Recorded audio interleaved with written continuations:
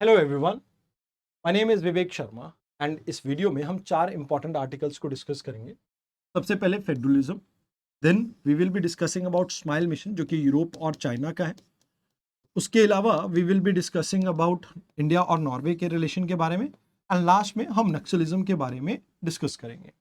आइए एक एक करके इन आर्टिकल को समझते हैं। देखिए, अभी रिसेंट टाइम में हमें कुछ चीज़ें देखने को मिली है इंडियन पॉलिटी में, जहाँ पे सदर्न स्टेट्स ये कह रही हैं कि भाई जो हिंदी स्टेट्स है इनका डोमिनेंस देखने को मिल रहा है आज की डेट में इंडियन पॉलिटी के अंदर।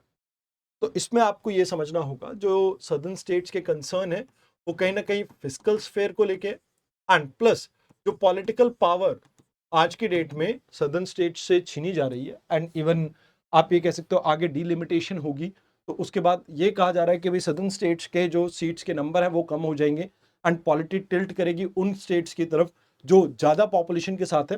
तो इसके बारे में सदर्न स्टेट्स के कुछ कंसर्न है जिसकी वजह से कोऑपरेटिव फेडरलिज्म आज कॉम्बैटिव फेडरलिज्म के अंदर कन्वर्ट होता जा रहा है। तो कहते हैं जब हमारा जो कॉन्स्टिट्यूशन बना था तो इसमें डेलिबरेटली एक टर्म को यूज किया गया यूनियन। आर्टिकल 1 के अंडर ये टर्म यूनियन मेंशन है। अब ये जो यूनियन है इसको हमने क्यों यहाँ पे वर्ड को यूज किया? देखो, फेडरलिज्म जब बनता है तो दो तरीके से बनता है, एक कमिंग अप टुगेदर एंड एक होल्डिंग अप टुगेदर। तो यूएस का जो आपकी स्टेट्स है, जो फेडरल स्ट्रक्चर है वो बना है, स्टेट्स एक साथ आती है और एक यूनियन को फॉर्म करती है। बट इंडिया का है वो एडमिनिस्ट्रेटिव, आप ये कह सकते हो रीजंस की वजह से हमने देश को छोटी छोटी स्टेट्स में बदल रखा है, यानी तोड़ रखा है। तो यहां पे जो इंडियन यूनियन है वो वर्ड यहां पे यूनियन इसलिए यूज किया गया है क्योंकि जो सेंटर है वो इंडिस्ट्रक्टेबल है, आप इसे तोड़ नहीं सकते हो, इससे रिश्ता भी नहीं तोड़ सकते हो। एंड जो स्टेट है वो डिस्ट्रक्टेबल है बिकॉज आर्टिकल 2, 3 एंड 4 पार्लियामेंट को पावर देती है कि भाई वो स्टेट को रीअरेंज कर सकती है, रीनेम कर सकती है। तो ऐसे कुछ प्रोविजंस आपके एग्जिस्ट करते हैं। तो इस वजह से मतलब क्योंकि इंडिया उस समय नया नया आजाद हुआ था एंड हमें ये डर था कि कहीं देश और टुकड़ों में बंट ना जाए, तो इस वजह से एक स्ट्रॉन्ग सेंटर आपको देखने को मिलता है। अब स्ट्रॉन्ग सेंटर कैसे देखने को मिलता है ये आप समझिए। देखिए, इंडिया के अंदर कुछ ऐसे प्रोविजंस एग्जिस्ट करते हैं जो इंडिया को यूनिटरी फीचर प्रोवाइड करते हैं, जैसे single citizenship and single constitution. Historically Jammu Kashmir का अपना एक कॉन्स्टिट्यूशन था बट आर्टिकल 370 हटने के बाद वो नहीं है। बट आप अगर यूएस की बात करें तो वो कहीं ना कहीं जो लोग हैं सिटीजन एक स्टेट के भी हैं और उसके अलावा वो सिटीजन एक देश के भी हैं। तो यहां पे आप ये मान के चलो कि इंडिया में एक ही आपकी सिटीजनशिप है और एक ही आपका कॉन्स्टिट्यूशन है। दूसरा, गवर्नर की अपॉइंटमेंट सेंटर करता है, तो वो सेंटर के एजेंट की तरह सर्व करता है। मोर ओवर इमरजेंसी के जो प्रोविजंस हैं आर्टिकल 352, 356, 360, ये भी यूनिटरी फीचर देता है इंडियन कॉन्स्टिट्यूशन को। एडिशनली इंटीग्रेटेड जुडिशरी जो है ये भी आपके यूनिटरी फीचर को ही प्रमोट करती है, जहां पे सेंटर एंड स्टेट लॉ को आपकी जुडिशरी सिंगल हैंडेडली हैंडल करती है। ऑल इंडिया सर्विसेज, कहीं ना कहीं IAS, IPS, Indian forest services, ये आपके लाइक आप ये कह सकते हो कि स्टेट कार्डर के होते हैं बट इनको अपॉइंट किया जाता है सेंटर के द्वारा। इनको अपॉइंट किया जाता है सेंटर के द्वारा। अब यहां पर अगर बात की जाए तो मैंने ये आपको पहले बता दिया कि आर्टिकल 3 के अंडर आपकी जो पार्लियामेंट है उसके पास पावर है, वो यूनिलेटरली किसी भी एरिया को स्टेट के इंक्रीज डिक्रीज या चेंज कर सकता है, इवन नाम भी चेंज कर सकता है। तो कहते हैं कि भाई ऐसा नहीं है कि सिर्फ हमारे यहाँ पे सिर्फ और सिर्फ यूनिटरी फीचर देखने को मिलते हैं, कुछ ऐसे फीचर भी हैं जो इंडिया को फेडरल बनाते हैं। जैसे हमारे यहाँ पर शेड्यूल 7 है, शेड्यूल 7 में आपने डिमार्केट की है कि किसकी क्या पावर है। ऑल्दो रेजुडरी पावर आपकी पार्लियामेंट के पास आती है आर्टिकल 248 के अंडर, एंड कहीं ना कहीं कॉन्करेंट लिस्ट के जो सब्जेक्ट्स हैं उसके ऊपर दोनों ही लॉ बना सकते हैं, बट यूनियन लॉ प्रिवेल करेगा अंटिल और अनलेस आपको प्रेसिडेंट से अप्रूवल ना मिला हो। आर्टिकल 254 के अंडर स्टेट लिस्ट थोड़ी छोटी है बट है, एंड यूनियन लिस्ट कहीं ना कहीं डोमिनेट करती है। तो थोड़ा बायसनेस है बट स्टिल यहां पर सभी की पावर को डिमार्केट किया जाता है और वो कॉन्स्टिट्यूशन से पावर ड्राइव करते हैं। अगर एडमिनिस्ट्रेटिव फीचर की बात करें तो देखो, स्टेट का एडमिनिस्ट्रेशन अलग चलता है बट इसमें भी कुछ यूनिटरी फीचर्स रहते हैं। जैसे आप एग्जांपल के तौर पे यहां पर देखिए कि स्टेट एक्सरसाइज करेंगी अपने फंक्शंस को पार्लियामेंट्री लॉ के कंप्लायंस में। फिर यहां पे सेंटर डायरेक्शन इशू कर सकता है नेशनल इंफ्रास्ट्रक्चर के सेफगार्ड के लिए, रेलवे कम्युनिकेशन लाइन को प्रोटेक्ट करने के लिए। साथ के साथ फिस्कल रिलेशन की बात की जाए तो टैक्सिंग पावर ऑल्दो दोनों की अलग अलग है, बट जब से जीएसटी आया तो वहां पर भी कॉमन आप ये कह सकते हो कि आपकी जीएसटी काउंसिल है जो एक कॉन्स्टिट्यूशनल बॉडी है जो इस चीज को हैंडल करती है। देन फाइनेंस कमीशन है, इसकी अपॉइंटमेंट स्टेट नहीं करती है, इसमें सेंटर का रोल ज्यादा है, इंपॉर्टेंट है। हर 5 साल पे ये सेंटर स्टेट के बीच में कैसे पैसा डिवाइड होगा उस चीज को डिसाइड करते हैं। तो कहीं ना कहीं आपको यूनिटरी फीचर बहुत ज्यादा देखने को मिलते हैं, एंड साथ के साथ फेडरल फीचर भी देखने को मिलते हैं, जैसे इंडिपेंडेंट जुडिशरी हो गया या बाइकैमरल नेचर हो गया आपकी पॉलिटी का। तो वो सब कुछ देखने को मिलता है जो इंडिया को एक फेडरल कंट्री भी बनाता है। तो हम वो सारे ट्रेड भी फॉलो करते हैं जो आपको फेडरल स्ट्रक्चर में देखने को मिलते हैं, और कुछ एक ऐसे ट्रेड भी एग्जिस्ट करते हैं जो इंडिया को क्या बना देते हैं, एक यूनिटरी लाइक आप कह सकते हो पॉलिटी बनाते हैं। तो इसी वजह से जो कई जैसे ऑस्टिन जी हैं, इन्होंने भारत को एक कोऑपरेटिव फेडरलिज्म कहा। एसआर बोमाई केस में भी ये कहा गया कि जो फेडरलिज्म है वो बेसिक स्ट्रक्चर है आपकी पॉलिटी का, यानी कॉन्स्टिट्यूशन का। एंड कहीं ना कहीं क्वासी फेडरल इंडिया को रेफर किया जाता है। क्वासी फेडरल इसी वजह से क्योंकि यूनिटरी फीचर बहुत ज्यादा है। तो कहा जा रहा है कि भाई देखो, कहीं ना कहीं जो federal in structure but unitary in spirit वाली जो बात है वो कहीं ना कहीं आज की डेट में एग्जिस्ट नहीं करनी चाहिए थी। कहीं ना कहीं स्टेट्स को और ज्यादा एम्पावर करने की हमें जरूरत थी, बट ये कहीं ना कहीं इंडिया लैक कर रहा है यहाँ। तो कहते हैं अभी फ्रोजन रिप्रेजेंटेशन की बात की जाए तो हमने 1971 के जो सेंसस है इनके बेसिस पे सीट्स का नंबर फ्रीज कर दिया था ताकि हम फैमिली प्लानिंग को प्रमोट कर सके इंडिया के अंदर। सदर्न स्टेट्स ने अच्छा परफॉर्म किया, नॉर्दर्न स्टेट्स ने अच्छा परफॉर्म नहीं किया। एंड आज की डेट में अगर डीलिमिटेशन होता है तो उससे सदर्न स्टेट्स को ज्यादा नुकसान होगा। फिस्कल ट्रांसफर की भी बात की जाए तो सदर्न स्टेट्स को कम पैसा मिल रहा है, जितना वो कंट्रीब्यूट कर रहे हैं जीडीपी में उससे कम। तो ये भी उनका कुछ कंसर्न है। तो हमें यहाँ पे कोऑपरेटिव फेडरलिज्म को प्रमोट करना चाहिए, जहां पे जैसे आप यूनिलेटरली कोई लॉ ना लेके आए, जैसे फार्म लॉ हो गया, जैसे सिटीजनशिप अमेंडमेंट एक्ट हो गया, या आपकी आईपीसी में आपने चेंजेस किए, या कॉन्स्टिट्यूशनल अमेंडमेंट हुआ, उसमें आप स्टेट्स को साथ में लेके चलो, जिससे कहीं ना कहीं हम कोऑपरेटिव फेडरलिज्म को प्रमोट कर पाएंगे। तो कहते हैं कि भाई यहाँ पे डेमोक्रेटिक सेंसिबिलिटी और अकोमोडेटिव पॉलिटिक्स को आपको कहीं ना कहीं इंश्योर करना होगा। आपको ग्रैंड बार्गेनिंग के ऊपर फोकस करना होगा, इक्विटी के ऊपर फोकस करो कि पुअर स्टेट्स को आप सपोर्ट करो, बट एफिशिएंट स्टेट्स को भी आप रिवॉर्ड करो। इस चीज को भी आपको यहाँ पे इंश्योर करना होगा। तो इससे रिलेटेड ये आपके प्री और मेंस के क्वेश्चन है। आइए अब बात करते हैं स्माइल की। स्माइल क्या है? देखो, solar wind magnetosphere ionosphere link explorer, इसका नाम है पूरा स्माइल। सो यहां पर क्या है, जैसे लेट्स से ये अर्थ है, अर्थ के इंटीरियर में आपकी कोर है, आउटर कोर। आपको पता है आउटर कोर में क्या है, आयरन है और निकल है। अब ये मोल्टन स्टेट में है जो कि इस एरिया में घूम रही है, जिसकी वजह से अर्थ की एक मैग्नेटिक फील्ड प्रोड्यूस होती है। अब ये जो मैग्नेटिक फील्ड है ये एक्चुअल में जो सन से आने वाली सोलर फ्लेयर्स है या आपकी कॉस्मिक रेडिएशंस वगैरह बाहर से जो आ रही है यूनिवर्स से, उनसे अर्थ को प्रोटेक्ट करता है। अगर ये ना होती तो अर्थ के ऊपर शायद एटमॉस्फेयर भी आपका एग्जिस्ट नहीं करता। तो इसकी स्टडी के लिए यहाँ पे यूरोप और आपकी चाइना ने मिलके इसे लॉन्च किया। तो ये आउटर कोर को लाइक से जनरेट होती है आपकी जो डायनोमो जो है उसकी वजह से। ये कन्वेक्शनल एंड रोटेशनल हीट जो है इनर कोर की, वो एस्केप करती है आपके इलेक्ट्रिक मैग्नेटिक करंट के फॉर्म में। एंड ये रिजल्टिंग जो मैग्नेटिक फील्ड आपको देखने को मिलते हैं वो रोटेशनल मोशन की वजह से देखने को मिलती है। तो कहते हैं कि भाई ये जो आपकी पूरी मैग्नेटिक फील्ड है इसमें एक बो शॉक एरिया होता है, ये आउटर मोस्ट बाउंड्री होती है, जो कि सुपरसोनिक सोलर विंड जो आ रही है उसको ब्लॉक करने का काम करता है। जैसे एक बोट है, बोट के साथ आके लहरें टकराते हैं, तो सेम वैसा ही काम। फिर आता है मैग्नेटोपोज, ये वो बाउंड्री है जिसके बाद आप ये कह सकते हो कि लाइक जो आपकी मैग्नेटिक फील्ड है वो बैलेंस कर देती है आपकी सोलर विंड को। तो एग्जैक्टली यहाँ पे बैलेंस होती है।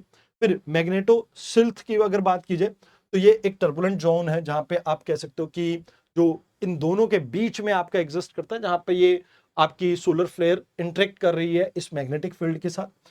वैन एलन रेडिएशन बेल्ट की बात की जाए तो ये डोनट शेप की जो आपकी रिंग यहाँ पे क्रिएट हुई है, जैसे ये जो रिंग्स है इसको कहा जाता है। एंड मैग्नेटो टेल अगर हम बात करें तो सोलर विंड कंटिन्यूसली पुश करती है इस मैग्नेटिक फील्ड को। तो जहां पे आप ये कह सकते हो कि भाई इसकी आगे की तरफ जहां पर सन को ये एक्सपोज है वहां पर लेयर कम देखने को मिलते हैं, पीछे की तरफ थोड़ी लंबी देखने को मिलती है। तो वो नाइट साइड जो है वो स्ट्रेच करती है। उस चीज के बारे में यहाँ पे कहा गया कि जैसे फॉर एग्जांपल जैसे सन है ना, तो इस साइड तो आपकी मैग्नेटिक जो स्फेयर है वो कम है, बट पीछे की तरफ ज्यादा खिसका हुआ है जहां पर आपका सन की प्रेजेंस कम है। तो वो चीज यहाँ पे कही गई है। कहते हैं ये जियो मैग्नेटिक स्टॉर्म जो है बहुत खतरनाक होते हैं, कहीं ना कहीं आपके इंफ्रास्ट्रक्चर को डैमेज कर सकता है, जो इलेक्ट्रिक ग्रिड्स हैं या आपके रेडियो कम्युनिकेशन नेटवर्क्स हैं, आपकी सैटेलाइट्स को खराब कर सकते हैं, ह्यूमन स्पेस फ्लाइट को भी इम्पेक्ट कर सकते हैं। तो कहते हैं इनकी रियल टाइम बेसिस पे मॉनिटरिंग करनी बहुत जरूरी है। तो यहाँ पे कहीं ना कहीं एडवांस पेलोड्स के साथ इसको लॉन्च किया गया, जहां पर सॉफ्ट एक्सरे इमेजर को यूज किया गया, मैग्नेटोमीटर को यूज किया गया, रिमोट सेंसिंग को यूज किया जा रहा है, लाइट आयन एनालाइजर को यूज किया जा रहा है, अल्ट्रावायलेट और अरोरा इमेजर को यूज किया जा रहा है। तो ये चीजें यहाँ पे आपको याद रखनी। तो इसके रिगार्डिंग ये आपका मेंस का क्वेश्चन है, ये आपका प्रीलिम्स का क्वेश्चन। आइए अब बात करते हैं third article, India Norway bilateral ties के बारे में। तो अभी रिसेंटली इंडिया और नॉर्वे के बीच में हमने कुछ एमओयूज को साइन किया, जहां पर ग्रीन स्ट्रैटेजिक पार्टनरशिप के नाम से इसे जाना जाएगा। तो अभी अगर हम बात करें तो 1947 से ही हम दोनों के बीच में काफी ठीक ठाक रिलेशन थे, क्योंकि हम डेमोक्रेसी थे, ह्यूमन राइट्स को प्रमोट करते थे और रूल बेस्ड इंटरनेशनल ऑर्डर के बारे में प्रमोट करते थे।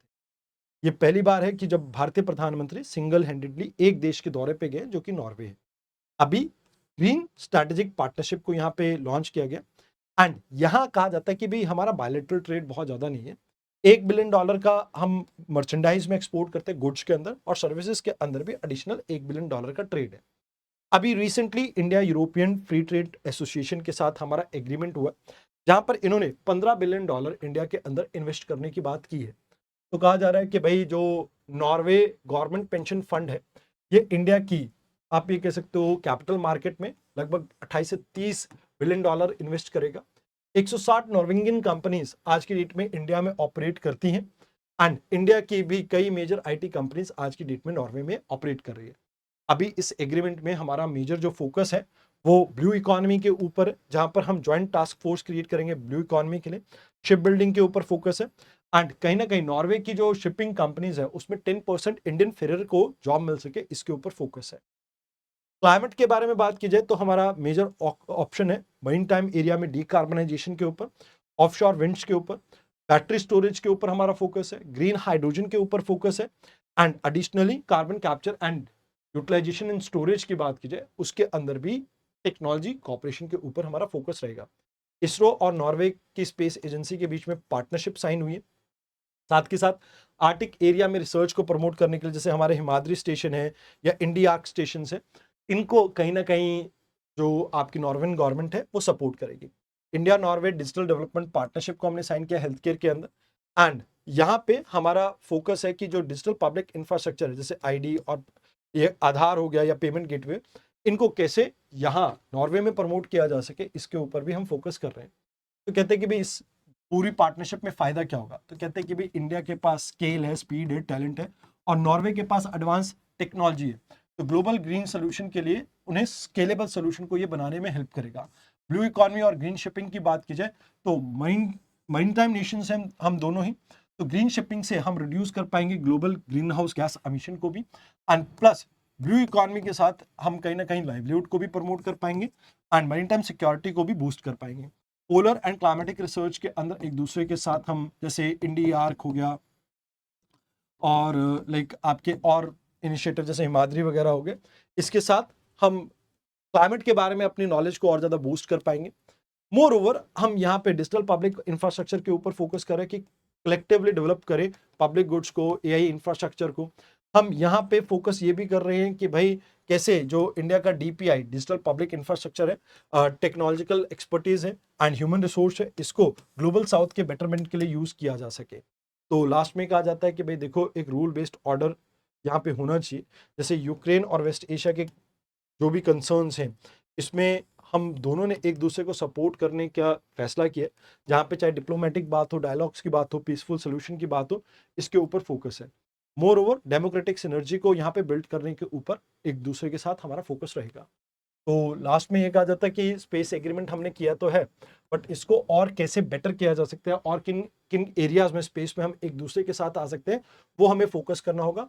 एंड नॉर्वेजियन जो सॉवरन और प्राइवेट कैपिटल इन्वेस्टमेंट है, इंडिया के green energy, clean energy projects के अंदर हमें फोकस करना होगा, कैसे प्रमोट किया जा सके। तो ये आपके दो इंपॉर्टेंट आर्टिकल्स हैं, क्वेश्चन है, जिसे आप देख सकते हैं। अभी इंडियन होम मिनिस्टर ने ये डिक्लेयर किया कि भाई इंडिया अब लेफ्ट विंग एक्सट्रीमिज्म से मुक्त है, यानी माओइज्म इंसर्जेंसी इंडिया में अब खत्म हो चुका है। एक टाइम पे एक बहुत बड़ा चैलेंज हुआ करता था। इसकी शुरुआत नक्सलबारी से हुई थी 1967 में आपके वेस्ट बंगाल से, जहां पे चारू मजूमदार, कनू सन्याल एंड जगल संथल, इन्होंने मिलकर इसकी शुरुआत की थी। ये पीजेंट रिवोल्ट था, क्योंकि जो जमींदार थे लोकल कम्युनिटी को ऑप्रेस किया करते थे, एंड जिसके बाद आप ये कह सकते हो कि एक लार्ज स्केल पे एक्सटेंड करने लगा। बाद में आप ये कह सकते हो कि इन्होंने माओइज्म की आइडियोलॉजी को फॉलो करने लगे, जहां पर मार्क्सिज्म एंड लेनिनिज्म को एक साथ जोड़कर कहीं ना कहीं माओ जिदान ने ये पूरी सिनर्जी चेंज कर दी, जहां पे उन्होंने कहा कि भाई आर्म्स बहुत ज्यादा जरूरी है। अगर आपकी जो गवर्नमेंट आपको नहीं सुनती है तो यहाँ पे गन्स बहुत जरूरी रहेंगी। तो यहाँ पे एक बात कही जाती है बहुत इंपॉर्टेंट, कि power flows from the barrel of the gun. तो गन इज मस्ट इस केस में ये कहा जाता है। तो इसके एडिशनली अगर हम बात करें अभी हमें क्या क्या देखने को मिलता है, तो इसमें 2004 के अंदर एक पीपल्स वॉर ग्रुप एक इंपॉर्टेंट आपकी ऑर्गेनाइजेशन थी, फिर Maoist communist centre of India, ये दोनों कंबाइन करके अब communist party of India Maoist बन चुकी है। एंड आप ये कह सकते हो कि ये मेजर इंसर्जेंट ग्रुप है आज की डेट में। रेड कॉरिडोर उन एरियाज को कहा जाता है छत्तीसगढ़, झारखंड, उड़ीसा, बिहार, आंध्र प्रदेश, महाराष्ट्र के, जहां पर उस समय ट्राइबल फॉरेस्ट एरिया में ट्राइबल लोगों को इंस्पायर करके या उनको आप ये कह सकते हो बहका के ये माओइस्ट मूवमेंट को क्या करते थे, आप कह सकते हो प्रमोट करते थे। एंड क्योंकि रफ ट्रेन था, गुरिल्ला वॉरफेयर में ये काफी एक्सपोर्ट थे, जिस वजह से काफी प्रॉब्लम रहती थी।